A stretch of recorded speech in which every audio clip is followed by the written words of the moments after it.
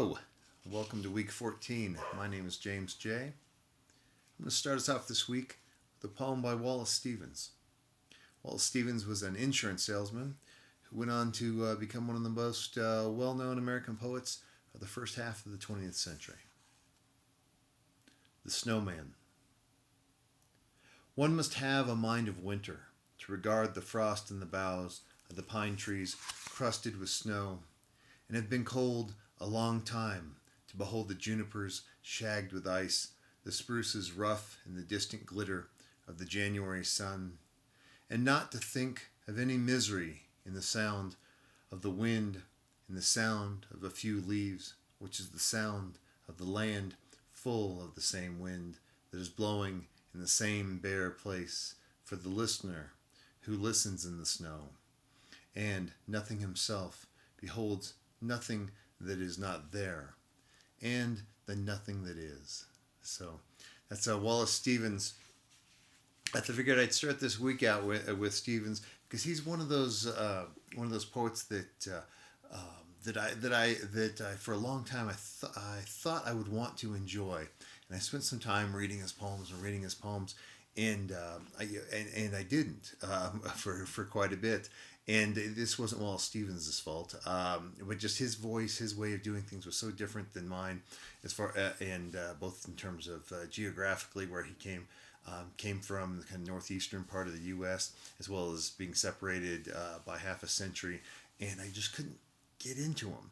And so what I did one day is I decided I'd memorize some of his poems, stick them in my head, and see if I can get kind of his rhythms and voice and way of doing things to kind of work with mine, kind of put them in close association and see what happens. And that was useful. As soon as I did that, it's like all of a sudden Stevens came alive to me. And so I figured, as far as we're getting ready with our with how we're going to be wrapping up the semester, talking a little bit about music and voice, rhythm, that type of thing, I figured that Stevens might be a good one to get us started with. Again, he's something just completely different to me, or at least used to be completely different to my own sensibilities, and it was hard for me to just kind of get that, just be able to approach him. Really, it was just sort of a way of doing things that didn't feel like it spoke to me. I memorized that poem, which is I think interesting enough, it's 18 lines long, and it's one complete sentence, grammatically correct sentence, and so that the way that he moves through this long, complicated sentence structure or syntax, and spends that 18 lines moving through there. Once I put it in my head, it made much more sense than when I was trying to figure out making notes on duration and stress and rhythms and beats. All that kind of stuff wasn't particularly useful. I memorized it, put it in my head, and it became much more useful. So we'll close out this week's commentary with Stevens as well. But I was going to kick it off with the Snowman to get us thinking about those things, get us in that frame of mind. Some of the housekeeping that I had for today is still finishing going through the last batch of poems, that formal assignment 6, and a lot of fun stuff. In fact, I find myself in that similar pattern where you went to interesting sources. And so then I'll want to look a little bit longer at the art that you're responding to, the visual art that you're responding to. So I kind of lollygag a little bit when doing that. But they're really terrific poems, terrific writing, and so we're off to the reading through those. I've read through everything once, and then I'm going back through and putting particular grades on there. It's great start to that assignment. So that was great. And one of the things that I mentioned, and you've probably seen some of these comments before, but one of the things I did find wanting to talk about with this last batch of poems, this last formal assignment, was the notion of fiddling with closing lines, so that it's always tough with a poem as far as to figure out how to wrap that thing up. What's the final word you want to say for this form that's relatively short? And how do you get your last impact in? And so a lot of these, a lot of the comments I have on there, I'll have sort of a hunch that I think that I'll mention that I think that maybe the poem could have potentially ended 2 or 3 lines before, or maybe that the line that's 2 or 3 lines above might move to the end. or I might have some sort of verbiage along the lines of keep fiddling with the language there. It's not quite right. I like the gesture, but it's not quite there. I might have something along those lines. And when I mean that when I say fiddle, I mean just that, as far as kind of scratch, move stuff around, that type of thing, and see what happens. That is to say, let go of that sort of real conscious control of that close, and see what happens in the end. Fiddle with it a bit. So I make those comments, and and of course with any of those things, those are more my hunch. I would they're not absolutes. It's your poem, all right. So if it's useful to you to keep fiddling with and messing with an area, whether it be closed or whatever section I'm commenting on, great. But maybe I'm not thinking about it in the right direction at all. So maybe it's something that you want to get after in a different way. But what I'm mostly letting you know with those is that I think that like we've arrived, especially there'll be a lot of poems that are working really well, and I'm totally digging it. I'm coming along, and it just the close doesn't seem quite right to me. So I really want that close to be right, because the poem has done so much work, and then the end, it's you don't want to let that poem off the hook, as it were, and you want to be able to keep going there. So it's tough to close those poems. So I'm just making a lot of suggestions with those fiddlings on those close. So if I have comments like that, it might be worthwhile to look at that area and just to see what happens. So that if I have some examples, as far as with maybe directions to take it, maybe that's useful with which way to go. Maybe it's not. Maybe I'm not reading it in the right sort of way, as far as that. You can just take it as, well, I'm not seeing this close work exactly right. Maybe maybe the things you need to expand. Maybe there's 7 or 8 more lines. Maybe it's not cut back the last 2. Maybe it's expand and add. Right? I don't know. It's like I said, it's your poem. But those are the sort of comments that I've been putting on this last batch of poems, as well as transitions. A lot of these I mentioned transitions a bit, as far as turns in the poem. I might describe them as. And so a lot of the comments I have there are great turn or great surprise. So there'll be another twist or another dimension that comes into the poem. So a lot of times I'll make sure to notate those things. And that's just simply a matter of doing a great job of listening to the poem, listening to the language and what it wants to be up to. So that when you have those sort of turns or transitions where it's one of those things where, and it's difficult, it's timing, right? Where it feels like, to the reader, it feels like, oh, this is a big surprise, but at the same time, it's completely logical. It makes sense, right? So those are tough things to do. Those come from listening to the language and listening to the connections that you're making through writing specifically, and these type of things that we've been working on throughout the semester. And so I saw a lot of just great examples of that. So I may have made comments about that as well, and that's what I was meaning by those type of transitions. Also along lines of housekeeping. We're getting near the end of the semester. Got all those I mentioned the other week, all the grades on Canvas. You can check and see where you're at. If you notice anything like a little typo or anything weird at all, as far as if I mention your grade was 27 out of 30 or something like that, and you see on there it says 7 or something like that on that number, that's just simply either me doing a data entry mistake, for which I apologize in advance, or it could be something along the lines of just maybe something didn't save or update, or I don't know, as far as any of those sort of glitches that could happen. So if those are the case, that's part of what we're doing with these emails. Of course, is I'm letting you know what your grade is directly, and then feeding it into Canvas, and I'll make sure that I'll try to make sure I get that fed in there correctly. But I can make mistakes too. So if you see that, let me know. And similarly, there are a couple of for a couple of folks, whatever it was with Canvas, I know that there were a couple little assignment reading prompts that, however people view, they're having a hard time viewing a file or something like this and that. Not everybody, but a few, a few whatever platforms you're viewing it from have had trouble with a couple of different things. Let me know. I'll email you attachments and just email you directly. So if there's any of those sort of things, either I've made a silly typo or a mistake on a grade or something like that, or just not having access to something, shoot me an email. We'll see if we can get that fixed up, especially as we're getting down to the wire. let me know, and we'll see what we can do about that. Okay. So on those grades, but I want to circle back to that comment on grades. Make sure those things are correct, if you would, please. I mean, I'll go through and proof, but I certainly, there's a lot of different students, a lot of grades, a lot of different lines. I'm getting old, can't quite see so well. So if I've put the wrong information in there, make sure to let me know, and I can get that fixed almost instantly. So and I guess if I've made a mistake and you end up with higher points than what I was emailing, I don't know. I mean, you could let me know. I'll probably just say go ahead and go for it. My mistake. But certainly, if it's under the amount, I will make sure to get that corrected and get you the grade that you've earned. Okay. So that's on the housekeeping. I also last week laid out the assignments as far as what's left, so you can start checking things off, whether you want to print that out and check it off in crayons or markers or anything that sort of mentally, psychologically helps you feel like you're getting near the end. I would encourage you to do that. We're winding up rather quickly, so having that list sometimes printed out in a different medium, different form, instead of just electronically looking at stuff. Our brains tend to view things in the same way if it's electronically. Sometimes printing it out on that page and checking things off will help us feel like we're getting something done.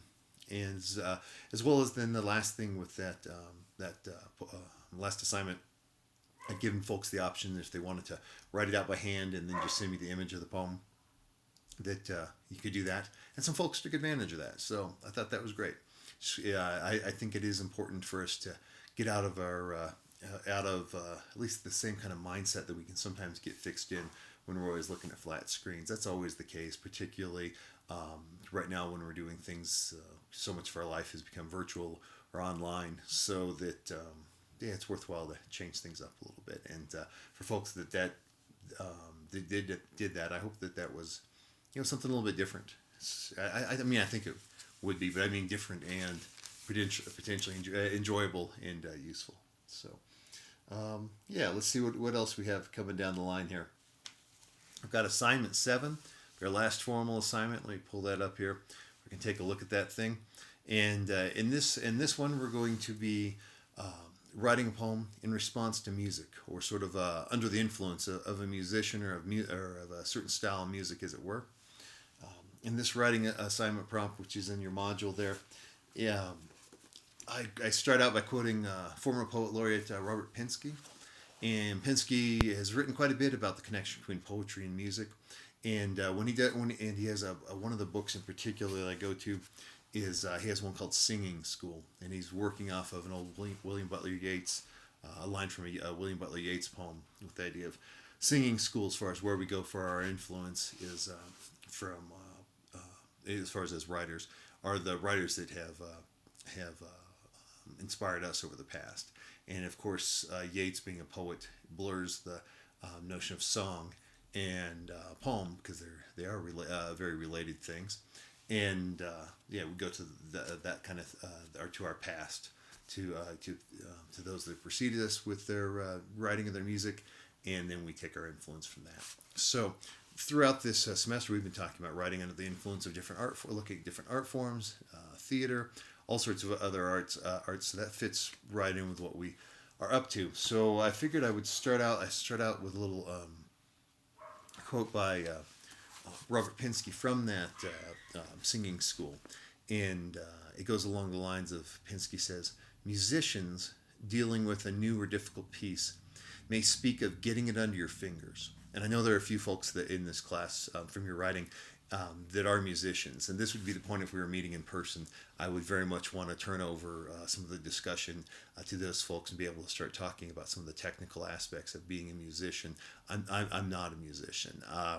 But as far as those sort of particulars and that idea of practice, I think that it's great to get a musician's take on that. But that's what Pinsky gets up to when he says musicians dealing with a new or difficult piece may speak of getting it under your fingers, right? Really starting to, you actually need to play, right? You need to play. You can't just talk about music and be a musician, right? You need to play an instrument or sing or whatever it might be.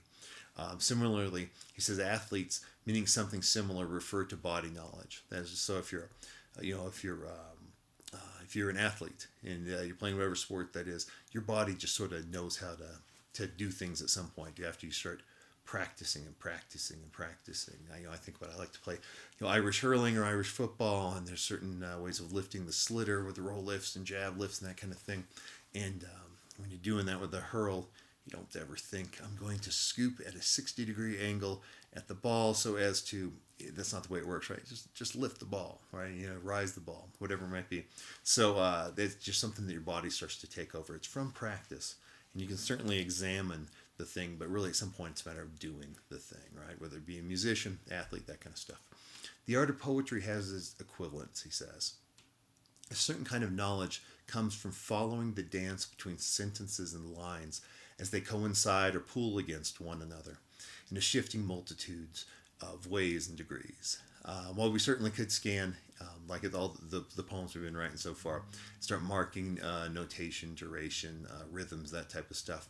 That's not the way we've been revising our poems or even our fiction or flash fiction, right? The way we've been doing is reading aloud. So our ear, right, our body has been helping us revise and taking over a lot of ways that role of what we've been scanning and notating and these type of things. If someone really were inclined to do that, those things are kind of fun. I think as a guy that likes to study poetry, I think those things are interesting. But that's not necessarily the writing of the poem or the revising of the poem, right? We rely on our ear to do that. So we've been honing our voice in that sort of way, as far as figuring out our internal voice, what's going on in our head, and how to translate it or get it down onto the written page. That's been what we've been doing throughout the whole semester. I think it's a key part of what we've been doing. And so for this last assignment, what I'm hoping to do is have you select a piece of music, something that you don't listen to all the time, but that you might be interested in, and either listen to a particular musician for maybe about an hour or so, or a particular style of music for maybe about an hour or so, and then see how that music and its rhythms influence your own voice and your own rhythms. So try. So the idea is to be writing while under the influence of a certain musician or a certain style of music, and hopefully have it be something that is a little bit different than your regular rhythms. Get you thinking and speaking in a slightly different way than what you're normally up to, and then see what happens from there. Let it wander and roam. So this is a little bit different than when we're doing the visual art forms, where you have a lot of the visual cues that you can respond to and get lines from. Really, they work like sounds, and in some ways, this seems simple. Right? It seems relatively simple. I don't know. I think it really depends. If it can also be tough too, even for folks that are musicians, because writing doing something like this can put you almost like too near what your strength is. It's almost like wearing plaid with the plaid. You start to clash. So that this can be tough for musicians too. So if you're a musician, or if you're someone that's constantly around music, if you're a DJ, whatever it might be, where you have all these forms of music that are really something that speak to you often, this can actually be a little bit tough. So I would encourage you to find something that is completely outside of what you normally listen to, or normally what you play or do. That would just be one thing I think in the past that's helped folks to come up with something totally different to try to get you out of your rhythms. And then also, if you're a person that maybe you don't listen to agave music, it's not something that you're always synced up with, and that makes a lot works speaks to you, I guess. Then I'd say find something you've been thinking about. So if you're used to listening to I don't know, if you're used to listening to more kind of country music or Western music, something like that, maybe some listening to some jazz might change things up. If that's what you think you might be interested in. If that's not, don't deliberately go out of the way to punish yourself. As far as listening to some John Cage experimental music where he plays one note for 20 minutes or something. You don't make it awful. But if you can find something that's not the normal style of music that you listen to, but that you're intrigued by, or something you've heard a little bit before, maybe a little here and there, and you want to come back to, play that a few times, let that get into your brain, see what happens. Okay. So I think the main thing, have some, like with any of these, have some fun with it, see where it goes. All right. So let's see. I'm gonna scan through there. I also put in that assignment prompt some of the particular notes. We'll be up to the same sort of thing as far as trying to come up with an interesting, engaging title, opening line that hooks you in or hooks the reader in. Having some interesting line breaks that can either we've talked about in stopped or in jammed and the way those work a little bit, and also to continue to take this poem and make sure to give it good revisions, go over, proofread it, edit it a bit, fiddle with, move some stuff around, all that type of thing. So we'd be up to those. Those are the same sort of strategies we'd have before. It's just the way that we're going to begin with that notion of getting some music and some rhythms in our brain that are a little bit different than our normal voice and seeing what happens. This is going to be due on December 3rd. You are welcome to turn this in early.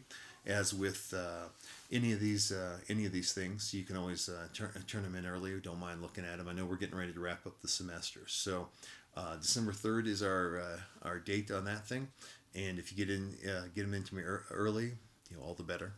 And yeah, I think that will be our last.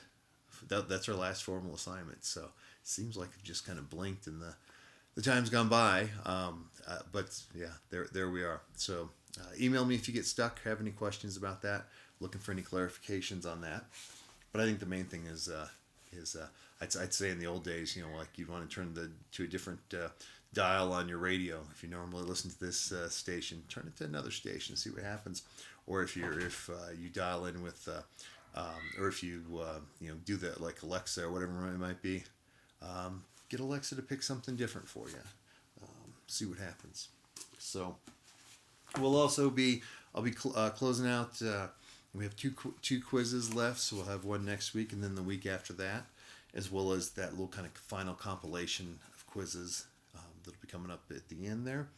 Next week, I'm going to have you read some Jane Hirschfield. So from her collection, the Nine Gates, and I think that Jane Hirschfield is just a blast. I mentioned her in our syllabus. I quote her a little bit. And she's going to be talking about the bit of essay that I'm looking at is Poetry in the Mind of Concentration. And that one also, I think that'll shift us a little bit towards our revising and our last bit of the semester when we're getting together our final portfolio. As well as she does talk a bit about music, so we're going to kind of dovetail off of what we've been up to. So hopefully those things will work as a nice seamless transition. That's the goal anyway. So we will find out, and I really love reading her work anyway, so hopefully that's something pretty enjoyable for you. I'm going to circle back to Wallace Stevens, our insurance salesman from Hartford, Connecticut. And I'd mentioned as far as this that I started this week with was the way that he hadn't, before I memorized his poems, put it in my head, he hadn't quite spoken to me, and then all of a sudden there was something about sticking his poems in my brain that they came alive in a very different way, in a very positive way. So that, as I said, that first poem, The Snowman, is 18 lines long, and it's one sentence, grammatically correct sentence. It's not just a run-on. And this one, I'm going to read, Of Mere Being, is another one that's it's a relatively short poem. So 12 lines. It's got that long sentence structure. Then he varies it up with a couple of short ones, and then he has another long duration that he comes through with in the end there. But it's just a different voice and different style than what I thought would be appealing to me.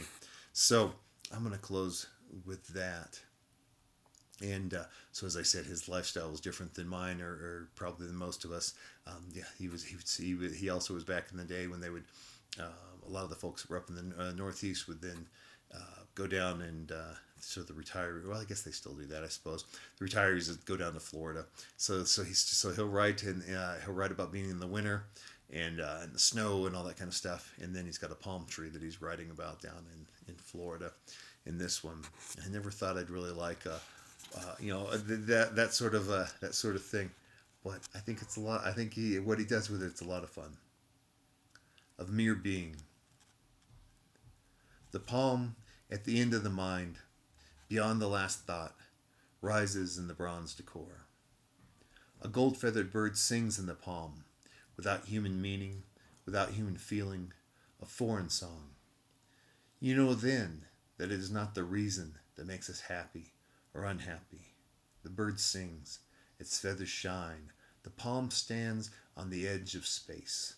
The wind moves slowly in the branches. The bird's fire-fangled feathers dangle down. I love that close.